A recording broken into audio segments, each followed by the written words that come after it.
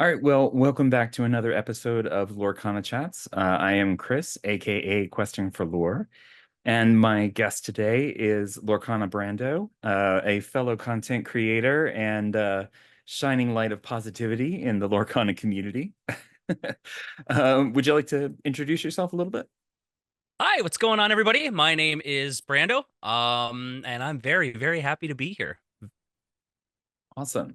Happy to have you. I'm glad that Thank you we so were able to much. work this out and sit down and talk. And I really enjoyed your karaoke series lately. I Oh, look forward thank you. to many more episodes. I have no doubt that there's people out there that are interested in that. But yeah. It's been a lot of fun, man. I'm really, I'm having a really great time with it. I'm getting to really chit chat with a lot of really cool people, and doing the videos has really kind of opened some doors as far as rubbing elbows with some of the people that I interact with on a Hmm. regular basis. And it's been a lot of fun, man. A Yep. lot of fun. Yep. Well, and you're pretty active on Twitter too, right? Oh yeah. Oh yeah. I just never stop talking, and Twitter is the perfect place for that. Nice. It's the perfect place to I like schmoozing with people. Again, I like rubbing elbows. So Twitter has always been a really good place for that. This Lorcana community especially is so wonderful. It's so friendly, it's so inviting and so welcoming, and it makes it really easy to interact with everybody, and I'm very, very active there. It's probably the place I'm most active when it comes Hmm. to the Lorcana stuff. Okay. And you do some stuff on Instagram, like a little bit, it looks like, and A little bit. Yep, I do Instagram and TikTok. Not a whole lot here and there when I get a really good idea, and then I throw it down there. Or with like the Lorcast today, they revealed some cards. I'll put some cards up there, or Mhm. I share a lot of people's really funny because there's a lot of creators on Instagram who are not super active on Twitter or YouTube or anything, and they have incredible content, and I love sharing all their content and laughing along with them. And it I get some skits here and there, but yeah, mostly I just fiddle around on Instagram and Yeah. TikTok. Yeah, it's interesting to see the difference in content types between the different platforms. I mean, it's a lot of the same kind of people and a lot of the same community and everything, but Hmm. you have like Rebecca that does primarily Instagram with her short form Right. content, and then you have all the YouTube folks that do the long form content, and it's cool to Hmm. see the variety, and to be able to kind of share that to a wider audience, so it's not just like locked away on one platform is pretty Yeah. cool. I look up to Rebecca quite a bit because of her content. You know what I mean? She is also just like this radiant light of positivity, and all the little short form like skits and all the little Hmm. offshoot things that she does. And then she does stuff where this is how you play the game. This is how you do this. This is how you pack crush. This is how you build for a draft. And then she does, all the ink colors all arguing with each other, and it's Yep, hilarious. But those are there's great it's not ones. just her too. Like she's inspired quite a bit of people on Instagram and TikTok to follow that short form content, and there are Mhm. just so many people on there that just do really great.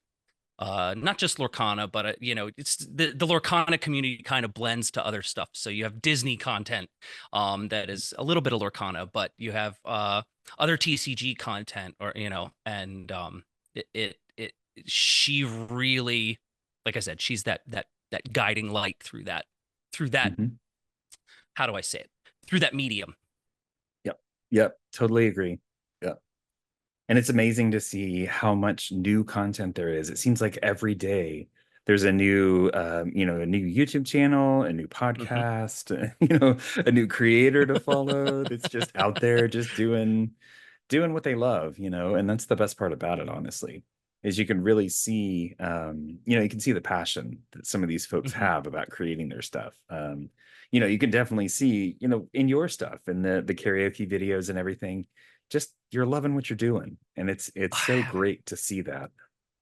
I have such a good time doing it too. And I think that's, I mean, that was one of the biggest things that people said to me when I first started getting into the content creation stuff. I went to a lot of people, especially on Twitter, obviously, but talking to people and asking questions about, how did you get started? What this and that. And the biggest thing that anyone told me is just do what you love, and then the rest kind of just comes into place.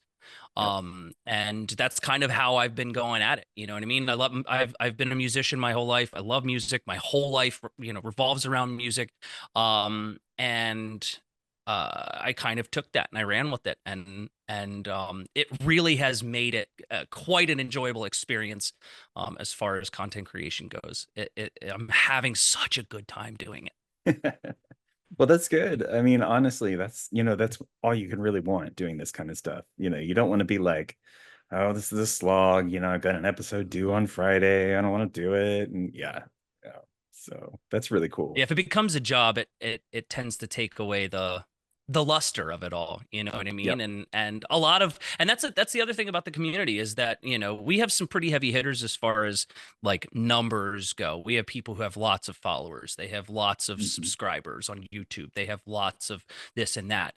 But these people aren't doing it for the followers. They're not doing it for the numbers, for the monetization. They're doing it because they love it, and that really, really reflects on their content.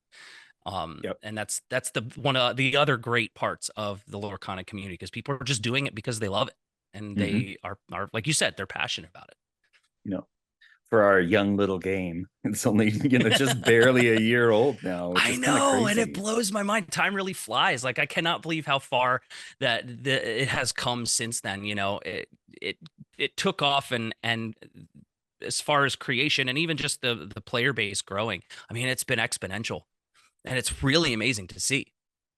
Yeah. Oh, definitely. And it was cool. We talked briefly at recording this today. The Lorecast was earlier today. On the Lorecast, they had that kind of retrospective video, and it was really cool to see some more notable people in the community that they Mhm. were the ones that were doing the watch parties and talking about the reveals afterwards and to see all the events that have kind of grown out of it. When it first started way back at Gen Con, it was just, well, I say it was just this little game, but it was mass chaos, apparently at that event. Um, but to see, I mean, now we've got DLCs, now we've got, learn to play stuff. We've got all sorts of official casters for the events and everything. Mhm. It's just crazy really how far it's come in just the year. I know it's really snowballing quite a bit, and I really love how involved the developers have been with the community. I mean, Yep. Ryan Miller, he has been, on these lore casts and stuff. But in that video, the retrospective video, he's there just handing out cards and a giant crowd of people. He sits Hmm. at tables and you can play a game of Pack Rush with him for 15 minutes, and he's just, hey, how are you? Here, oh, let's play this game. Blah blah blah. This is how you do it. You know what I mean? You beat him, he beats you, whatever. And like the fact that they're sitting down with their player base and really connecting is as I think that has really helped the game grow. They Oh listen yeah. to the community. They really value the people who make up their player base. And you can really tell in that. Oh yeah, definitely. I have joked about this before in other episodes, but it's not like it's just some, faceless company that's like, here, we put out a new set of cards, enjoy, go buy them, Right. Yeah. And they're actually like interested in building up the community and really, making sure that it stays inclusive, it stays positive, and I think the Disney IP brings in some of that naturally, right? Because you've Of got some folks that are course. like, you like Disney, you're, got a certain kind of perspective on life. Right. But but yeah, no, it's been wild to see. And to see them at the D23 event announce, Pixar and Pocahontas and all Oh, sorts of stuff for the excited. future. Yeah, it's crazy to think that they're planning that far ahead for it. Well, to Pocahontas is 2026, right? Yeah, I think I mean, so. that's Yeah. that's they. I mean, they got that game plan like years Yeah. in advance. And even Ryan said in the Lorecast today there was one of the first Lorecasts or something. He was playing with a pirate deck Yeah, And he yeah. said he had cards in that deck that he had been playtesting from this set 6 already. Mm-hmm. Like that's Yep. insane to me. And I, as a company, I get it. You want to plan ahead, but like that's crazy to me because all of the work that goes into developing the cards and developing the art and getting the everything on board the way it needs to, all the little cogs in the machine working, and you're like 5 sets ahead already. Like that's Yep. awesome, and it's Yep. comforting to see in a company like that. Oh Just yeah. wild to me. Well, and I think it was Rochelle, the community manager. I forget if she's community manager for North America or a different one. It's North Earlier America. I today could on be wrong. Twitter, she was like, oh, it's so nice to be able to finally say that Big Hero 6 is in Lorcana. She's like, I I have saw been that. holding that so long, and I can't imagine that's got to be such a hard thing for them to see the community, continuously ask for stuff and be like, just wait, but not be able Just to even wait. say that. Yeah.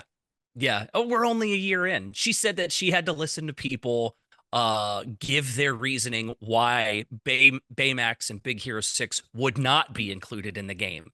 And she had to see these tweets and she had to just keep her mouth shut. I can't imagine that. Hmm. That's gotta be I brutal. I'd mean, have to tell somebody. I'd tell I my cat. know. Oh, somebody would have to know. I couldn't keep it in. I couldn't do it. I don't even have a cat. I'd go get a cat and I'd have to tell the cat. Nice. That's awesome. Mitten's got to keep my secret, man. Yeah, yeah. Don't go spreading it around the neighborhood. Tell anybody. Don't tell anyone, Mittens. It's you and me, buddy. Well, I do want to ask. So I always like to ask people about kind of their origin story when it comes to Lorcana. We talked Villain briefly story. before we, yeah, I know. Speaking of which, I have to, point out my lovely You villain look shirt great. here. So good. Um, no, so we talked a little bit, and you said that you've been basically a lifelong, more or less, Oh yeah. TCG player. Can you kind of Oh yeah. fill us in on some of that background?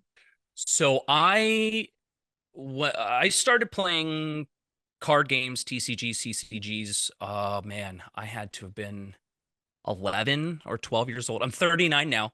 11 or 12 years old. I started with the Decipher Star Wars CCG. Okay. I've been a lifelong, just die-hard Star Wars fan, if you can't tell from my shirt. A Yeah. die-hard Star Wars fan. And this game came out, and a buddy of mine was playing it, and we lived about 2 blocks from an LGS. Um, may it rest in peace, because it's a long time ago and doesn't exist No. anymore. But we would, just like shuffling through 10-cent boxes and 5-cent boxes looking for Hmm. cards and playing things. And the one day the owner said, hey, we have this Magic the Gathering tournament. We'll teach you how to play. Here's a starter deck. You Oh, just play with nice. it. Yeah. We just needed bodies. So me and my buddy learned to play Magic, and I have been just hooked on Magic ever since. I have played my first, what was my first set? 97. It must have been Stronghold or Tempest. Okay. I don't know how familiar you are, like if you've played Not Magic. very much. Okay, Yeah. so the 90, I think it was 97 when Stronghold released, and that was the first pack I ever bought. The first pack I ever bought, I got a Sliver Queen, and everyone has their crown jewel of their collection. It's a Hmm. Yu-Gi-Oh players. I never played Yu-Gi-Oh, but I assume it's Blue Eyes White Dragon. Yeah. Pokemon. Oh, I have a Pikachu or I have Charizard or whatever, and I have my Sliver Queen. I actually, because I figured you'd ask this There question, you I go. actually got it out. This is the card I pulled as Nice. a 12-year-old out of a pack. The glares there, but I Yeah. pulled No, this card out of my pack. It is like the crown jewel of my that's whole awesome. collection. I love it, and I've been I have been a Magic player ever since. And then Magic has the product cycling. They have a new set out Right. every like 3 or 4 weeks, and I took a break from Magic just to kind of cool off a little bit, and that was like the right time for Lorcana to hit. I saw the Brave Little Tailor card Hmm. from the original, what was it, Gamescom, or was it D23, or Uh, the Gen Con, I think, wasn't it? Gen Con. Yeah. Yeah. I Yeah. saw the art for that, and I was like, that's it, man. I love Disney. I've always been a Disney fan. And that was it. I was like, I'm doing it, man. I'm gonna buy into it. And the more research I did on it as it developed from that point, I was just, like butt over tea kettle for it, man. Like for real. And I'm now that is like my main obsession. Nice. Yeah. My main Yeah, game. I think that's a fair way to put it, I think, for a lot of us, that it is kind of an obsession. It's like I joked with my wife the other day, I forget, we were picking up something from Target, and I was like, I'm just gonna go pick up a few boosters, it's Just gonna fine. look. I'm And just she's gonna like, look. I just go over the look.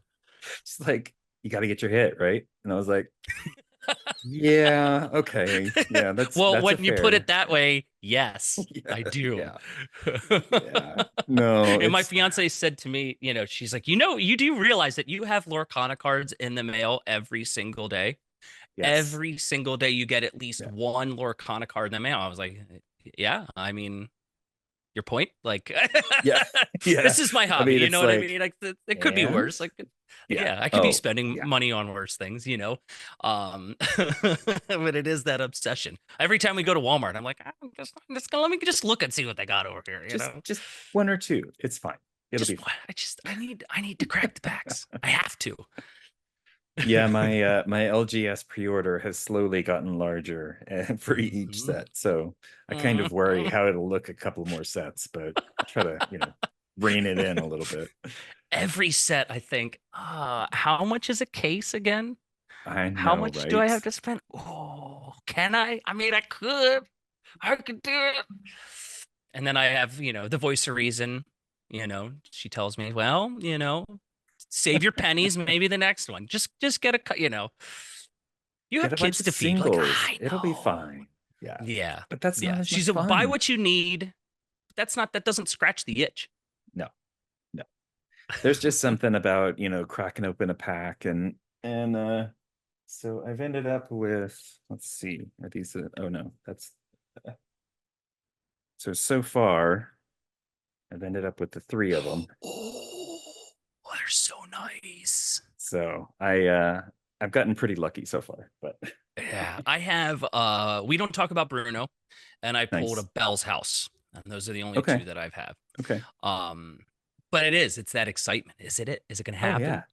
Is it Yeah. gonna happen? I need it. And you start shuffling through and then you get to that last one and you're like just kind of slide it a little bit and oh yep, there it is. Wait, there it is. You know?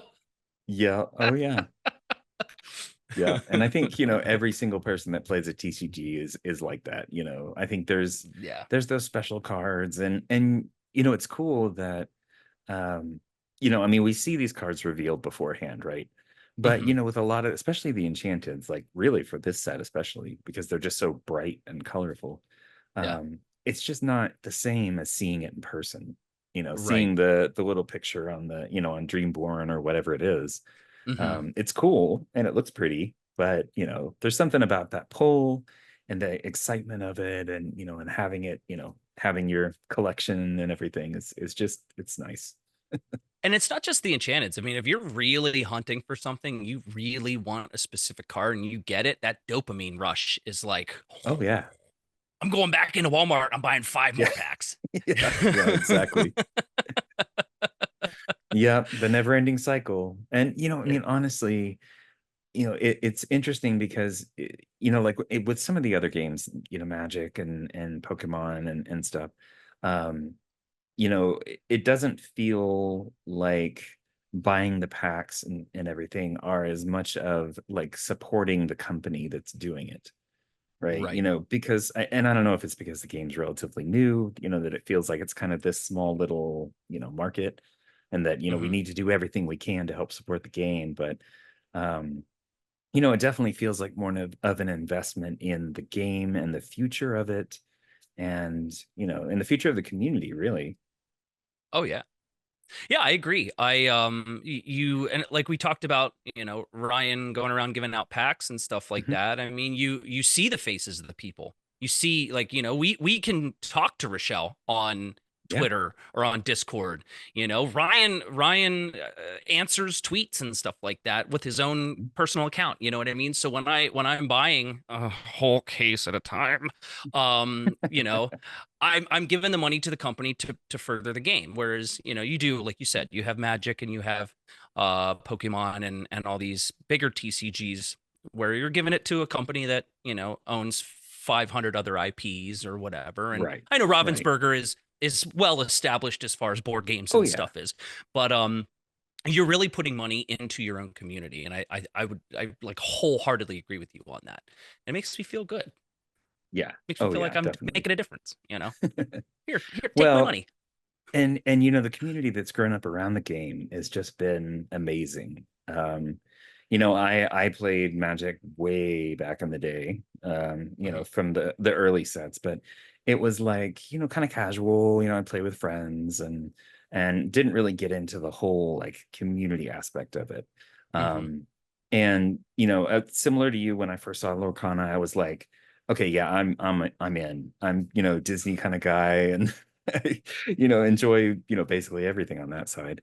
Yeah, Um, and I was like, I'm in, I want to get involved in this. And I really, really said, okay, I'm gonna go head first into this stuff and really start talking to people and finding content, listening to podcasts, watching videos, really getting yeah, in there. And at the start I was like, well, it'd be fun to make content, but I don't know if I want to. But then yeah, after really getting to know folks, it was cool. It was like it kind of rubs off on you after a while. yeah. You start talking to B squared and the Live Laugh Lorcana ladies and Hmm. and everybody that's out there, and it's like, okay, this could be kind of interesting. um, and there's just so much support for that, it seems. Yeah. Everybody's really open and sharing. And, I think, let's see, I think my first episode was Jared from Citizens of Lorcana, Ooh. which is like one Okay. of the most established, podcasts Yeah. out there. Yeah. And I think the second one was Brandon B squared.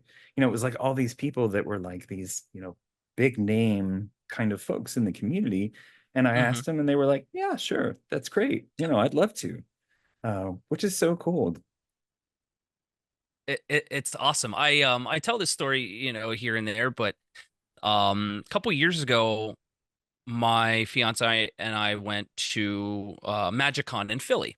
And at that point, I wasn't doing content creation, but I was heavily invested in Magic Twitter, and I just kind of chit chatted, here and there. But I watched a lot of these content creators kind of have that kind of relationship with each other, and then we go to MagicCon in Philly.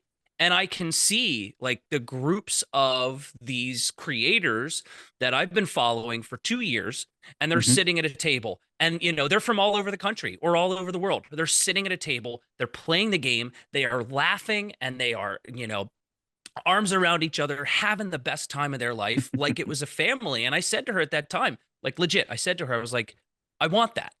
You know what I Yep. mean? I that would be so cool to have, where you can show up to an event and there are people from all over the country, all over the world that, you can run up to and high five or hug or whatever, they're comfortable with. And you can spend time with each other as if you've been lifelong friends. And that was kind of what pushed me into the Lorcana content creation, was exactly what you just said. You see these people and you think, well, that could kind of be fun, and I could probably get into that. and Yeah. and then you start talking to people and they start encouraging you, and now we have that. You know what I mean? Mhm. Like, if I saw you at an event, I'd come running up to you, man. I'd be like, Chris, high five me, hug me, whatever, man. Woo!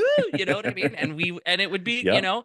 and I wanted that, and that's, and we have that now, as the Lorcana community, and it's like, it warms my heart, man. It does. Yeah. Oh yeah. Well, and you read stories, see tweets and stuff about people that meet the content creators that they look up to. They've watched all their stuff, or the professional players, the people on the bigger teams, and for the most part, people are like, yeah, they're just normal people and they're nice, you Right. know. It's just Yeah. like to walk up to them and start talking to them. Hey, how's it going? I really appreciate this. This was great. It really helped me, all that. And I see people surprised that some of the content creators out there are just normal people, Yeah. So Yeah, it's once you really start getting cool. to talk to people, it's, to see how down to earth people really are, Hmm. And I don't know specifically if that's just a community thing. Like I know that the Magic community is pretty tight knit, but like I don't know if they have that, I don't know if they could just walk up to a creator with, 10,000 followers or whoever and have that person be like, "Oh, it's so nice to meet you. It's so, Yeah. this is so cool. Hey, do you want let's get a picture together." You know what I mean? And Yep. you can tell that a lot of these people, and we have our established casters and stuff Yep. for the DLCs, so like their face is on the product essentially when the DLC is being streamed. I mean, that's a Lorcana product, and these people are so down to earth and they're so nice, and Yeah. so Oh you can yeah. ask them anything. And I've messaged Rebecca, asking her questions about certain things, and she's always just been like, yeah, cool, let's talk about it. Let's, if you have any questions, let me know. And Yep. Yep. it's cool. I don't know if any other TCGs really have that kind of a community like that. Yeah, I couldn't tell you. I mean, like I said, this is the first one that I've really been involved with, but Hmm. you hear unfortunate stories about some of the stuff in Magic and some of the other communities, but you always kind of wonder if those are like the fringe where, there's the random problems or, if that's Hmm. like a core problem or what. But um I'm glad we've got so many people in our community that are really trying to make sure that it starts off on the right foot and that it Yeah. stays, open to anybody. It stays accessible. It's not like it's Hmm. something that, we're gatekeeping people. I mean, you hear people talk about, some stores, some LGSs that are like, oh, well, only locals can play, in our set Yeah. championships, which, yeah, I I get it. know. I get it, and Uh, I don't get it. I'm some LGSs can be just snooty in general. And It's I true. feel like Yeah. those are the type that would limit people coming in, Hmm. or Yeah. they charge an exorbitant amount for a tournament to wean out all the players so that their locals can enjoy the tournament how they want to enjoy it. And that's not how the game is meant to be played. That's not how the community is meant to be built. Yeah. Yeah. Yeah, it's interesting. I live in an area that I mean I have a one LGS that's close to me. But to hear people talk about, I forget somebody was showing a list. I forget if it was in California or it was some large, metropolitan area.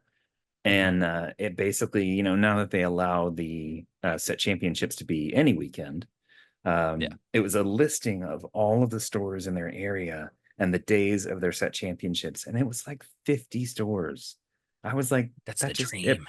blows my mind that That is that the you could dream. potentially go to one every single weekend. That's Yeah. crazy to me. Yeah, we have there are one LGS within a couple minutes of me. And then my preferred LGS is 35 minutes for me. Okay. But they don't do set champs. So I have to travel an Uh, hour to go to set champs. So to see a list of 50 places that I could go within like a 10-mile radius, it blows my mind. I don't know what that's like. I yeah. mean, I live like on the side of a mountain. So like, Okay.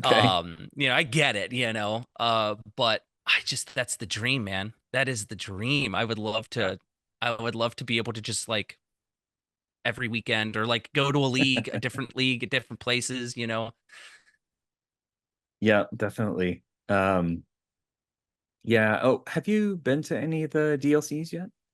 I have not. I have not. I Okay. was gearing up to go to Seattle, and then life happens, so I won't be able to make it to Oh, the that's DLCs. too That's bad. one thing I'm really, really looking forward to is the announcement for 2025, because hopefully we'll have some more on the East Coast that are a little more accessible to me. I mean, Atlanta Yeah. wasn't bad, but with my kids and work schedule and everything like that, it didn't work. If Yep. if it goes to Philly, like I'm there, man. If I have to bring my kids to Philly, I'm bringing my kids to Philly. They can find something to do. It's I'll be okay. fine. It'll be fine. They've been to like Comic Cons and stuff. They'll be all right. Nice. Well, and who knows, by then they may have like a junior league and junior Yeah. activities at the DLCs. So, you know, get at least, Um, the older one in a little early mhm. and then I'm trying, man. I'm trying. He loves Pokemon TCG.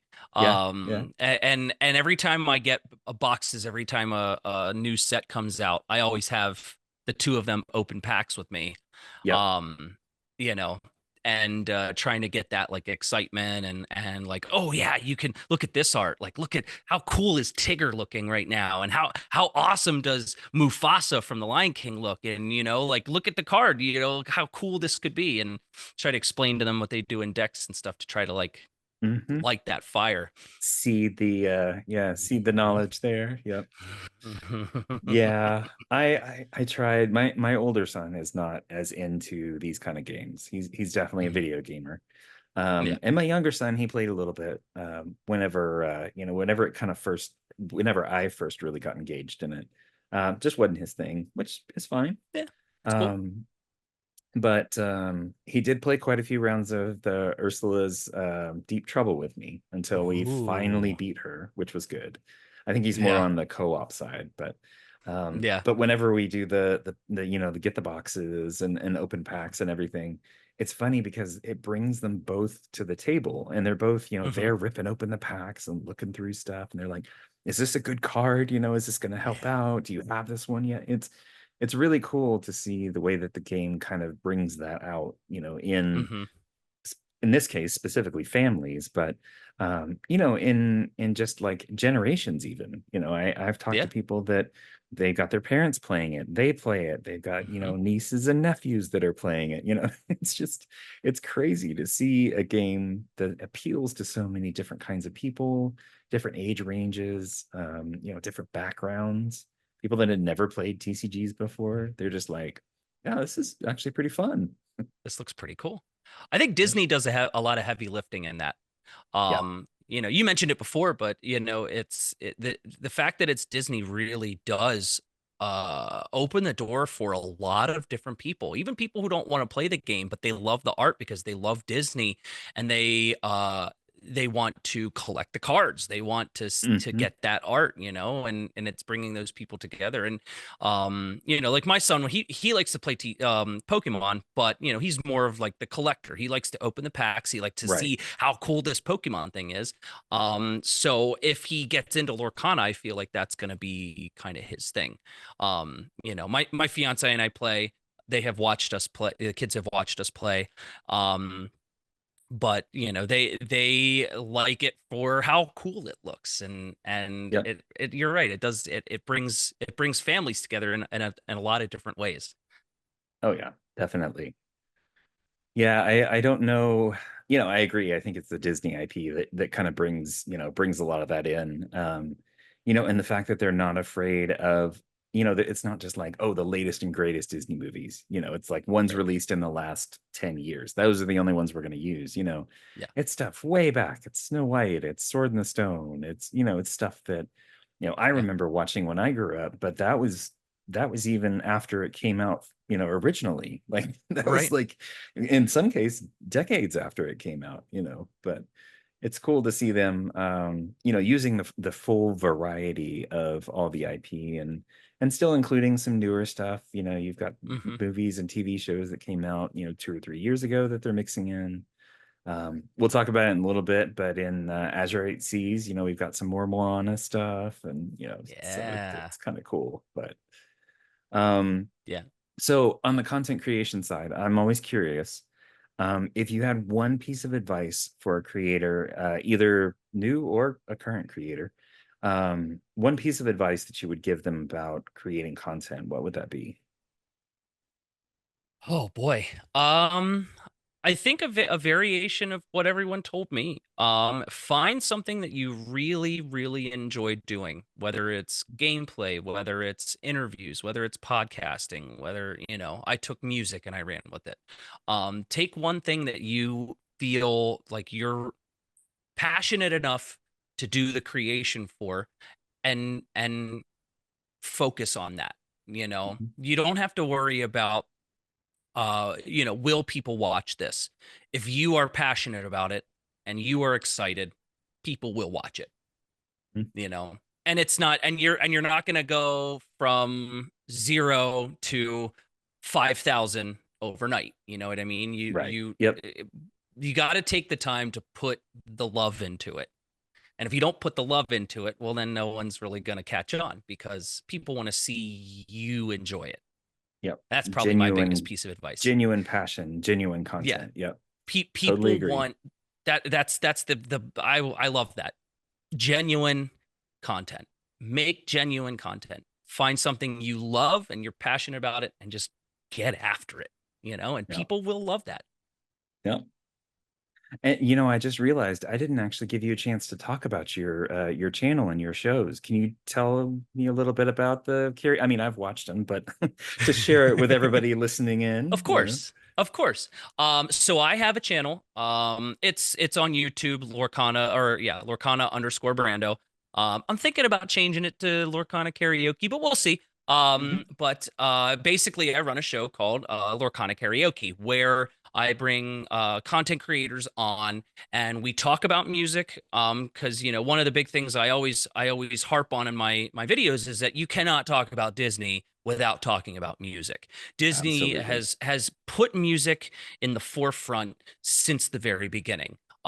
It is such a huge part of how Disney operates through their films and their TV shows. And we talk about that. We talk about people's favorite music, and then we sing songs. I have Yep. some random songs that both I sing and then they sing, and then I always ask them, pick a song and just sing it, you know what I mean? Or Knive, I had Knive the Nerd on, Yeah. and he wanted to do like a challenge where sing as many of these songs as he can, back to back to back, without stopping, and just trying to string them all together. So we have Hmm. we have fun, and people have reached out to me who aren't super strong singers, but they're really interested in doing it. So we'll do either like a trivia kind of thing, or just make it music based. Right. And it's been a lot of fun, and I'm learning a lot about people. There's some people who have come up to me, and like everyone so far has been amazing. They can sing, they have a great time singing. I just thought finding people to do it would be hard because not a lot of people want to sing in front of a camera or in front Yeah. of people, and that hasn't been an issue at all. The people who I've reached out to have been like, yes, let's do it. The people who have reached out to me That's said, great. I absolutely want to do this, which I think is pretty cool because you get to see like a little bit of a different side of some of these content creators, and Yep. they get to like just belt out a song. And to be honest with you, I don't care if it's good. I just want you to have fun. And I tell the people all the time, I don't care if it's good. It doesn't have to be good. I just want you to have fun, Yep. It's karaoke. Yeah, exactly. I was gonna say that's kind of the point. You don't have to It be is. good. You're just getting out there and having Right. fun. Yeah. I always tell people, like, you go to a karaoke bar, you're not going there just to hear Taylor Swift sing. You know what I mean? You're there No. to watch people who are three-quarters in the bag belting out some AC/DC, like a cat on a hot tin roof, just squealing away, and that's the fun of it. You know what I mean? That's as long as you're having fun, man. I don't care if it's good. I just want Oh you to yeah. come on here and talk to me and sing some songs with me. Nice. So what's your favorite Disney song? Oh, Disney song. Oh Yeah. boy. That is really good. I would have to say it is probably Into the Unknown from Nice. Frozen 2. Okay. Okay. I don't know what it is about that. It just like that there's like the cymbal crash into the Hmm. unknown, and Yep. the way the rhythm goes, and the way that Indina Menzel sings the melody over Yeah. top of the rhythm, and it has that dun dun dun dun dun dun dun dun dun, and then how it happens in the movie where she just discovers that voice, Uh-huh. and Yep. she, what is that, and that discovery that she has during that time. It's just like I have goosebumps right now. Oh, that's awesome. Yeah. Yeah, It's I mean so good. it's crazy. The music for both of those movies has been incredible. So Hmm. they Yeah, Frozen one I think is my favorite Disney movie okay. of ever. And I mean, obviously it's a tough call. I grew up like absolutely obsessed with The Lion King. Obsessed with The Lion King. Yep. Um and that's a very close second. But Frozen one, and a lot of it has to do with the music, but it's also just the movie in general. How got it like the self actualization, self realization, the she's been told that she's this nuisance and this menace and she needs to hide all of that, and then she finally embraces it and is like her one true person that she is Hmm. meant to be. And it's cool. I mean, you get stories like that through a lot of the Disneys, but that one just like, I don't know, it hit me hard when I first saw that, and it's been good. And the second one is also equally as incredible. Yep. Equally as Yep. It incredible. is good. Yep. Yeah, it was interesting. I remember when the first one came out, the music and everything, it seemed like it was a little like kind of a little different from some of the movies Hmm. that had kind of come before it, it's like they felt a little more comfortable to not have to worry about a little kid audience, and appealing to Hmm. that kind of crowd and being able to kind of make it a little bit more mature and something that Right. could be enjoyed by a little bit older age range and and even out to adults and everything, because there are definitely Hmm. some Disney movies that are made for kids, that Yeah. are Yeah. very specific for that. But yeah, no, Um, those have it been it great. correct me if I'm wrong, but when the first Frozen came out, it had been like the first true musical Disney film that we had seen in quite a long time. Yeah, yeah. I can't think of anything before that was really very musically central for quite a long period of time. So I saw that and I started hearing the songs, and I was like, we're back, baby. Like this is the Disney that I grew up with. This Yep, is yep, that we're finally back into the Disney that really, gloves off. We're just gonna go balls to the wall with the music. yep, yep. Well, and everybody talks about, kind of Lion King and around that time being kind of a renaissance for Disney. It's almost Right. like, I don't know if this is like a continuation of it or if it's kind of a second phase of it or something, but it seems like a lot of the recent stuff has kind of been just really good, you know? Yeah. It's like a rebirth, kind of, Yeah, you yeah. know. Frozen 2, we have Encanto. Yep. You really I think at some point during that time, you have Brave and you have all Hmm. these other, like, not I wouldn't they're good, but they're not like the blockbuster that Frozen was, Right. or the blockbuster that Encanto was. But still the music is so good, and the attention to detail. I mean, in Brave specifically, there's so much culture that's wrapped Oh, yeah. into that whole film, and the music reflects that. Hmm. Um, I love the soundtrack so for that one. it's so good. It's so good. But it's like a rebirth, I guess. I don't know. Maybe it's the second Renaissance. Renaissance. Yeah, yeah. The second Renaissance. I am the person that listens to soundtracks all day long. Hmm. There's a streaming channel that I listen to. It's not specifically Disney stuff, but it's always nice when a Disney song comes on, and of course I'm Uh-huh. all like singing along and rocking in my chair and Yep. like hope nobody sees me, and yeah, no. But no, it's nice, and it's always really cool to, it kind of helps you relive part of the movie every time it comes Hmm. on, Yeah. especially if you've seen it multiple times. And my personal favorite has been Wally for a long time. And so that That's last such a good song, choice. I love that movie. The final song, and it's slipping my mind who actually sings it. But when the credits are rolling and everything, every time Hmm. that one comes on, it's just like a good feeling. Yeah. But There's yeah, so much I nostalgia love there. that one. Oh yeah, Every time I definitely. hear I just can't wait to be king, like I can just see myself like in my living room watching the VHS, and singing that Hmm. song, I see it. And it really, it brings you back. And I love how powerful music is in that way. It can really put you back to where you were at the moment you heard this song. Um, and The Lion King specifically, like I said, for the longest time, I was obsessed with it. Like that specifically. And I almost said the Renaissance, um, the Renaissance era of Disney. Any of those songs, it takes me back to the first time I heard it. Oh yeah. Tarzan and um, Aladdin, um, The Lion King. It takes me back to the first time that you hear it, and I can picture Hmm. myself again.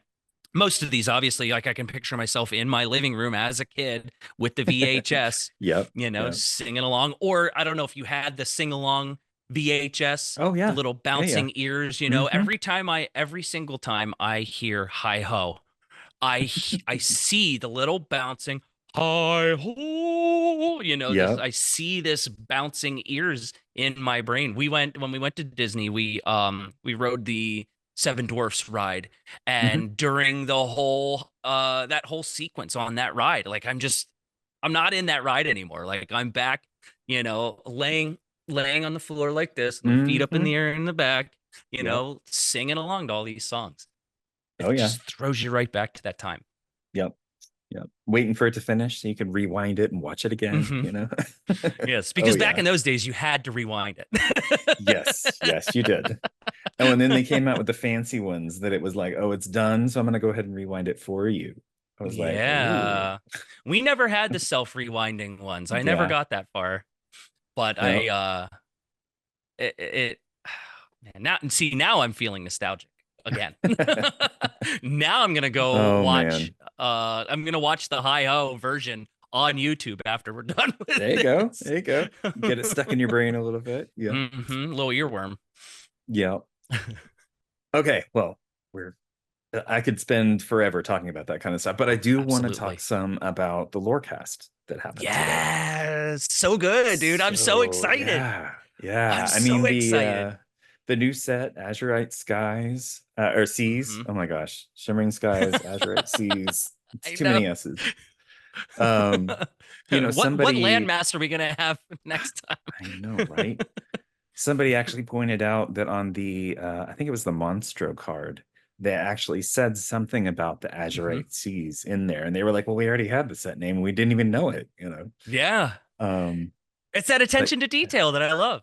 They yeah, put those little yeah, hints in there. yep. Yeah, it's going to be interesting to see.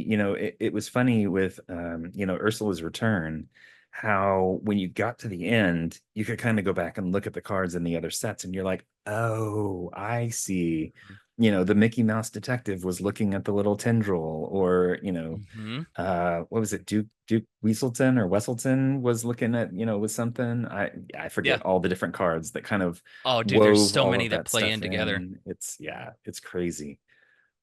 So you have to like look at the sets now and you're like, okay, well, what are the little things? Does any of this seem Hmm. connected, to kind of lead up to that big end? Um, but yeah, they showed off some really, really cool cards. Made some interesting announcements about some of the Lorcana Quest stuff, and Hmm. still a little fuzzy, and some dates and all that. But what was Yeah. something you really found interesting? I like that they're bringing the gift set back, and I also like Yes. that it is Stitch centric. Hmm. Um, I know a ton of people who are going to be like, B squared is going to be all over Yep. that gift Yep. set. But the fact that the gift set itself has art from all iterations of Stitch in the game, and taking that and just it being Stitch centric, I think was a cool idea. I mean, Hmm. I guess it could have been really any of the major players in the Lorcana game. We have so many different versions of XYZ character. Yeah. But I think Stitch has been such a popular card through almost all of its iterations. I think it was a really solid choice to do the Stitch as the gift set. I thought that was pretty cool. The play mats. I mean, they Yeah. knock these things out of the park every single time. But I have to have that Donald Duck. I have to have it. It's so good. Yep. It's Yep. so good. And of course the Honey Wizard, they had the Honey Wizard sleeves and deck box. Well, it has to go with my Hmm. Honey Wizard playmat and my Chloral Collective the little Oh, lore counter, the the Honey Wizard Lorcaner. lore Yeah. counter. Yeah. I Hmm. have the whole set. Now I have to have the card sleeves. Get it all Um blinged out. Yep. yeah, dude. There's a little theme. We're gonna take the theme and run with it. Yeah. There you Um go. I think they know what products people really truly want. Yep. And they take that and then they just do it to 1,000.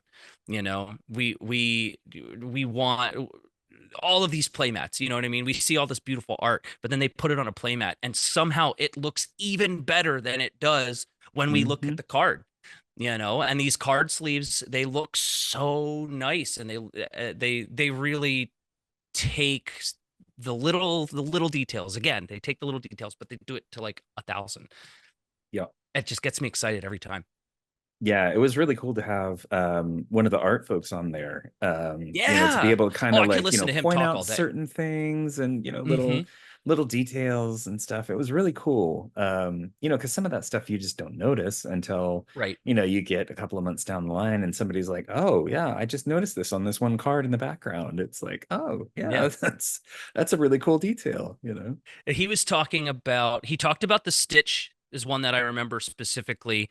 Hmm. It was the action card, the hot potato action Yep. card, and Stitch shoved a carrot into this thing and is throwing it, but the bomb or the hot potato itself has like a green glow, but you can Hmm. see the green glow on Stitch as it's leaving his little bubble, his little Right. personal area. And like Right. those little details, or oh, I can't think of what the name of the card is from Big Hero 6, where he's at the little lab and he's the inventor. Oh, Um, the hero. Yeah. One of the yes, hero. hero. I think there were two hero cards, actually. And there's the blue glow from the screens, but it's only on Hmm. one side of the face. And I could listen to Edgar talk about I could listen to him talk about the art like for days. If as he can be in every lore cast and he could go over every single card and I would just eat it up. It was so cool Watch to the see whole him. And thing. then yeah, and then he was playing Pack Rush, Hmm. and I didn't catch a lot of the Pack Rush stuff, but I can imagine him going through like, oh, I'm going to play this card, and then just doing little blurbs about what the art for that card was. It's Yep. so cool, and I love that they do that kind of stuff. They have people from the dev team and from the people who are leading the creation and explaining those details that we don't see. Or Yep. it takes us 4 sets to go back to a card and be like, oh, I never noticed that. Yeah. Yep.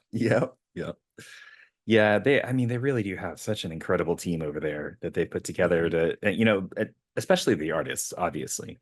But, I cannot imagine the amount of work that goes into making a game, even just making one set for a game like this, much less Yeah. planning years in advance. It's just crazy to me.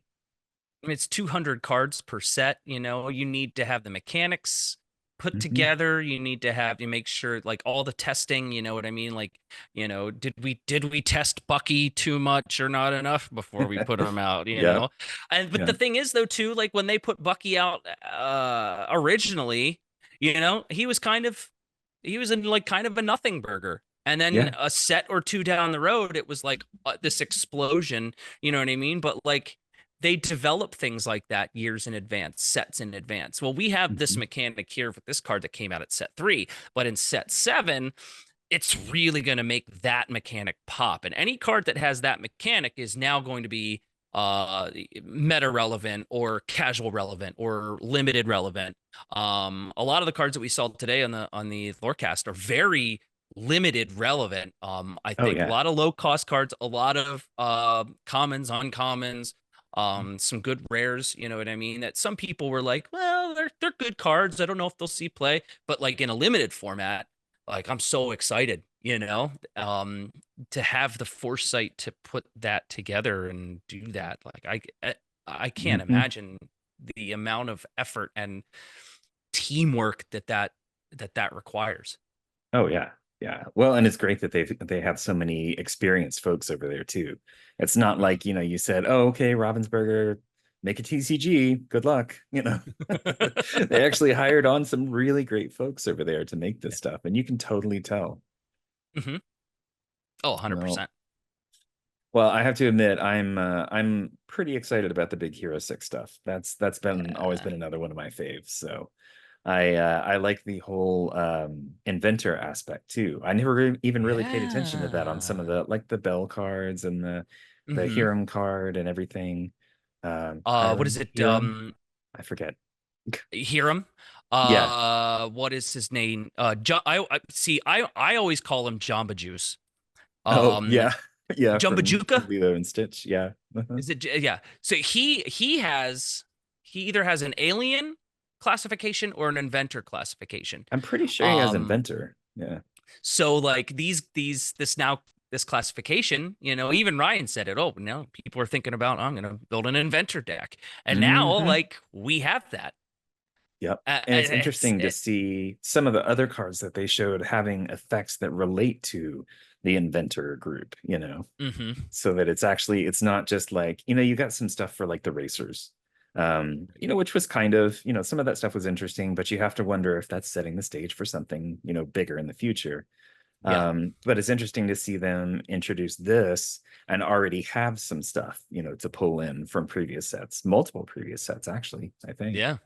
So it's Yeah, really it's gonna be cool. cool. And they have if you I can't think of it's the location that they showed today. Oh, the Um uh the chambers. yeah, if you have an Yeah. alien here, like the reference to pulling Hmm. aliens in now, and they're really doing a great job with kind of soft pushing typal decks. In Yep. Shimmering Skies, we got a lot of support for the dwarf classification. Hmm. If it's seven dwarves and with the Snow White, the awesome Snow White, Yeah. the Oh like yeah. battle Snow White. We got hyenas and Ursulas, we got eels. They're really soft pushing this typo, and I think down the road when we have seven, eight, nine sets, you're going to see all those typo, and we'll see a very relevant inventor deck or an alien deck or something like that, and be able to play cards like Hiram. I mean, Hiram's being played no matter what, but Well, yeah. but as an inventor, like you're putting him in as an inventor. I love that. Like typal is like my whole thing. I love Hmm. building the typal decks. Um, it allows my ADHD brain to like focus. this Rather is than what this like, is the kind I'm of gonna make deck a I want to deck. put.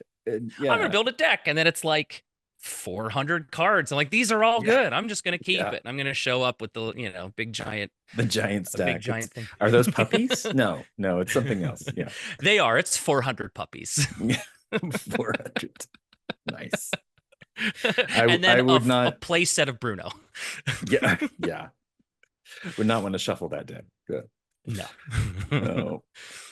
Oh, well, cool. Yeah, I mean, I really look forward to to more of the reveals and more of the stuff that come out of Yeah. about the next set. So I'm curious, with your background in other TCGs, is there anything that you think would be interesting to see? I mean, I know we're still waiting on some of the Azurite Seas stuff to come out, but Hmm. like even in future sets of the game, maybe any kind of mechanics or community kind of things, anything like that.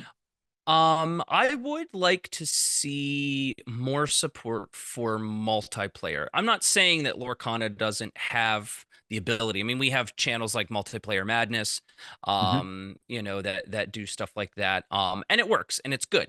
But more multiplayer centric formatting I think would be pretty cool. I would love to see more discard recursion, or more like I like milling, you know what I mean? Hmm. Like take the top Hmm. card of your deck, put it in your discard, and then being able to play the discard. I mean, Magic has like the exile area. It's not in your discard, but it's not in your deck, and you be able to play stuff from exile. And some sort of mechanic like that I think would be pretty cool, because then we have Mufasa who brings cards back. We have Perdita who brings cards, or Mufasa plays off the top of your deck and yada yada. But we Right. have, Yeah. Chernabog reshuffles cards. We have Perdita that plays cards off your discard. More discard centric abilities I think would be really cool. I'm an aggro player, so like every card I play goes to the Nice. Yeah. discard. Yeah. It's just You kind know of what I mean? expected. Yeah. Yeah. They're fodder, you know what I mean? They throw it out, but like to be able to, gain, this person gains strength for each item card you have in your discard, or this character gains lore equal to the amount of action cards you have in your Hmm. discard. Some cards do that. There are some cards that we have that exist that have that mechanic, but I think seeing more of the play from your discard, I think would be pretty cool. Cool. Like I said, as an aggro player, once my cards are gone, they're gone, and I would like Yeah. more avenues to see that to come back. I know a lot of people were talking about like a commander style Hmm. format, Heroic, which I think. Yeah. heroic, which got me Hmm. really excited. Um, I think I think my biggest want would be formatting. We do, I hate the name, but we do Porcana, which is like the popper, Right. like commons and Right. uncommons, and rares and whatever. But then we just had the standard constructed. I know that they're pushing the pack rush, which I think is an awesome format. It's cool Hmm. for a quick game. It's cool if you're buying boxes and you're cracking packs. Why not just play a game or two during the pack rush and just open them up? um but with the more multiplayer centric ideas, the heroic, I think, would be very, very cool to run with. And even if it's just a community based thing, I mean, that's kind of how Commander started for Magic. Is people were playing Elder Dragon, and it was like this early version of Commander. And then once Wizards saw that all these people were playing this format, they're like, okay, now we're going to build for the format. Now we get Commander Right. decks. So even if something like heroic format is something that's just a community thing, like that's cool, but I would love to see more of it. And it would be cool if the game developers would embrace more multiplayer Hmm. centric ideas. We don't need a flood of cards, but like a handful of cards from every set that are like, this is made for multiplayer gaming. Right. Right. And it's not just an effect that just happens to say for each opponent. It's like, okay, Yeah, but usually that is just one, right. when you're in the case that you're playing that kind of card. But yeah. Yeah, I get it. Being a little more intentional about it. Yeah. Hmm. Yeah. Cool. I think it'd be great. Cool. The Awesome. community is a big part of it, and Hmm. playing with other, not just one on one, but I mean just the at home tabletop with your family. I think the multiplayer really plays well into that idea as well. They're trying to get Oh yeah. the community part of it, the social part of it. um I think it would be, that's my wish. Yeah. Yeah, it's amazing how much the social interaction plays in to this game. It's so nice. You get used to the same folks at your LGS, kind of rotating through those same folks. But like I went to the Atlanta DLC and just sitting down and talking to people, and I mean, yeah, we were playing Lorcana and it was competitive and everything. Hmm. But I didn't meet any mean or rude people really. I mean, just to be able to sit down and have conversations and talking about, Hmm. oh, I've got kids and, where are you from? Just, real general stuff like that. Um, the social aspect to it all is just so key to a game like this. Oh yeah. Yeah, like I said, I'm a schmoozer, so I like chit chat. I like. Oh, it's my turn. Oh, did I ink? I was too busy talking. Yeah, yeah, I guess I'll just miss this ink anyway. So tell me more about your kids. And yeah, yeah. that's me. I like. Well, hey, thank you so much for sitting down with me and taking some Thank you time for having tonight. me. I really Absolutely. appreciate it. This has been I've so had a much great fun, time man. talking to you. Yeah. Yeah, dude. So I like to end with the same three questions. Okay. So favorite ink and card right now?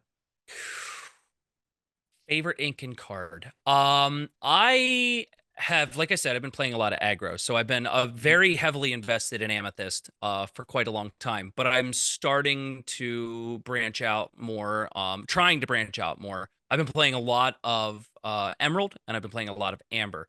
I would have to say that Emerald is probably my favorite ink right now.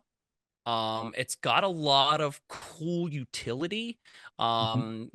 Every ink has its own specialty that has. I feel like the utility behind Emerald really it really piques my interest. However, my favorite card right now is Rapunzel's Tower. Okay. The Amber location. I am just obsessed with it. I don't know. I feel like it's gonna go in every Amber deck that I play, especially like playing aggro. You know what I mean? It gives it costs two. It's inkable. It Mhm. has a 7 willpower or 8 willpower. I don't know. I'm excited now, so I'm not even thinking straight. But to give characters there +3 willpower, Yep. in an aggro deck is, to me personally, is invaluable. The turn one Daisy, the turn two Rapunzel's Tower, Mhm. turn three like a Pinocchio with the 3 lore, and then you spend one to move Daisy to the Rapunzel's Tower. Now Daisy is a 7 willpower. I'm obsessed with it. I love it. Rapunzel's Tower's got to be my pick, I think, Okay. for now. Awesome. Yeah, I don't hear much talk about that one, but yeah, I can definitely see that. There are That's a plenty nice of better locations. I will say that there are a lot better locations. yeah. That doesn't give you any lore. You know what I mean? I get it, but to me, like it's going. I'm at least 2 copies are going in every Amber deck I'm playing from here on out for the foreseeable future, at least. Nice. I'm Nice. obsessed. All right. Favorite Disney movie? I think we kind of covered this, but We did. It is yeah. it is Frozen one for sure. The Yep. music, the story, the animation, everything about it. I love it. Awesome. It's a great movie. I love it. All right, and tell people where they can find you and your great content.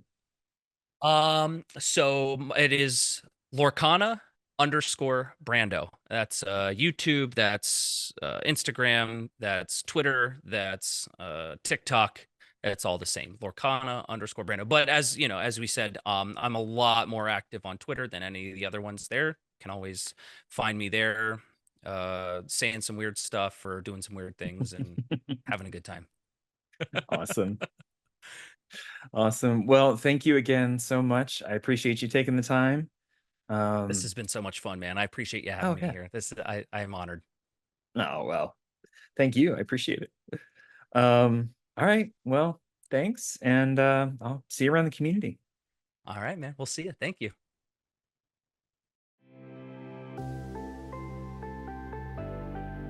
Thanks for joining us on today's episode.